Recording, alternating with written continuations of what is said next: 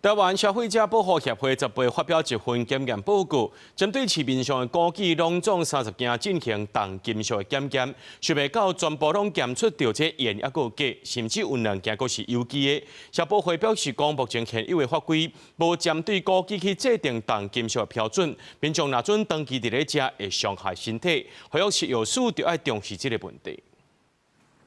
一包一包的枸杞干放伫桌顶，拢总30件，有对网络卖代买，阁有真侪件是连锁大卖场卖。但是这枸杞干全部拢互台湾消保协会验出盐甲镉，其中有2件甚至阁刻名有机枸杞。协会讲，若用农粮署的标准来推算，成年人逐工袂使食超过20公克，有新的人囡仔甲油脂歹的民众袂当超过10公克。有民众听到这个消息讲，后悔唔敢阁买啊！30件拢有哦，哇，遮恐怖！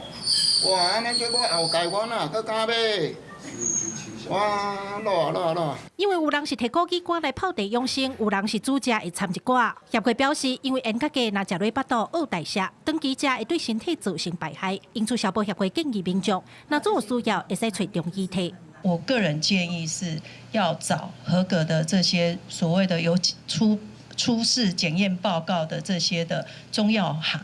因为我们中医的枸杞啊，就是它是以药品来分类，那比如说它的检验标准跟食品的标准是不一样的，这样子，所以会相对来说，药品的检验规格都会比食品的检验规格来得高。协会建议中央应该要修法对源头管控枸杞干的重金属标准。对此，食药署表示，针对枸杞干的部分，农业部有相关规定，会当用勘索率4倍去推算。安尼枸杞干的重金属标准，盐是10公斤0.4毫克，镉是10公斤0.2毫克。